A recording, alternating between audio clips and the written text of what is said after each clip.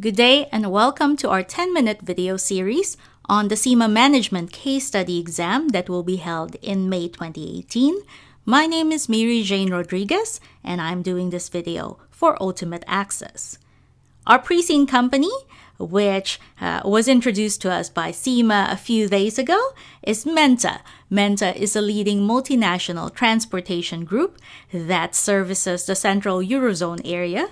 Its head office is actually based in Centralia, to be specific, but it has a worldwide operations that covers Western International as well as Eastern International. Our topic for today is an E2 syllabus topic. It's topic A, part 2. Now, this covers an introduction to strategic management and assessing the global environment that our company is in. The learning outcome for this topic is that students should be able to discuss developments in strategic management and analyze the relationship between different aspects of the global business environment. Here, you will be using your popular models like Pastel, Porter's Diamond, Porter's 5 Forces, SWOT Analysis, and many more. So on the next slide, I'd like to introduce a couple of popular models that cover our E2 knowledge of this topic.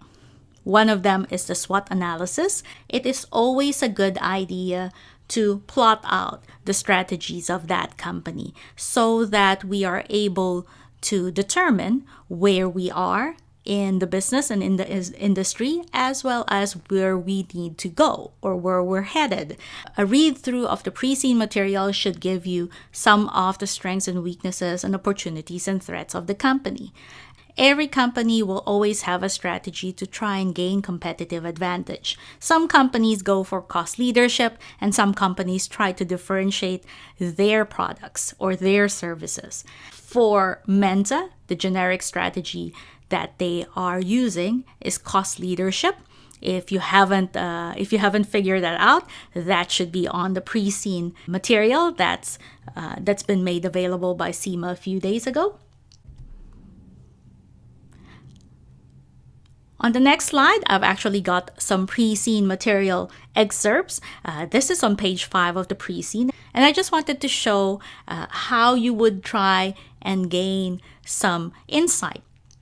Remember, I spoke about cost leadership and doing some SWOT analysis on Menta. And one of the key things here that it mentions is that Menta primarily cuts fares to enter any market. So that in itself already tells you that they are doing the cost leadership strategy. They cut the fare to get into the market and to gain enough market share that they basically annihilate the competition. Another thing that they mentioned is that how Menta grew. The growth of Menta was via acquisitions. This is an example of method of growth for Menta. They use the external method of growth where they merge with another company, they acquire another company, or they take over another company. And the third point that I'd like to point out on the example that I have on the screen is that Menta acquired an airport a while back and they sold it afterwards. Menta incorporates all the bus links between the airport and surrounding towns and cities into the Menta operation. And this is how they see opportunity. They don't necessarily have to just acquire bus operators or companies in similar industry. They can go out of their industry to find opportunities. As with any of our 10-minute video session, we always provide a question at the end, and we help you try and formulate some answers or how we would go about putting together an answer. I must just tell you in advance that you should have read the Preseen material already before you attempt this question. So here's the question for this session. Shoaib Lali, which is the Director of Finance, has emailed you the following. The board needs some advice and I thought you could help me put together a draft report. Comfy Tour Company wishes to outsource some of its 21-day Central Eurozone tours and has invited us to bid against 2 other bus operators for the contract. Comfy Tour will still manage the tour bookings, but Menta will provide the transportation as well as 2 drivers, the main and the alternate, for the travel. The alternative driver will double up as a tour guide on the travel. So the drivers chosen for this contract will need specific skills and knowledge about the local area to act as a guide. From a strategic point of view, should Menta bid for the contract?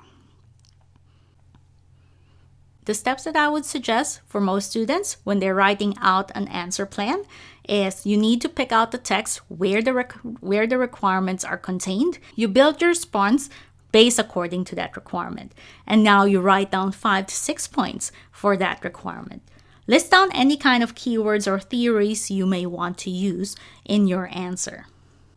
So I've formulated my answer plan, and I would go about my 6 points where I introduce the contract bid versus Menta and its strategy. I'd like to weigh it up. Is it in line with the strategy? Are the goals of Menta being fulfilled with this contract? Is it financially beneficial for the company? Would we be able to make money in this contract? Do we have the resources? What else do we need to actually fulfill this contract if we do decide to bid? And with most cases, when you're weighing up a situation, you have your pros, you need to have your cons. Are there issues? Would there be issues if we bid for this contract? I've cited there that there may be autonomy or restriction issues. And then in the end, I would put together my recommendation. My answer would go like this. The model proposed by Comfy Tour is not necessarily inconsistent with the services that Menta offers. It is important to point out that we have not tried outsourcing as a possible source of income, but as bus operators, the outsourcing setup is not totally different from operating a bus route. Menta, however, does not have the experience in leisure travel, and so this may be a deterrent for us to try and bid on this contract. One of Menta's business strategy is to maintain and grow the business by bidding for selected tram franchises, government contracts, as well as other bus contracts.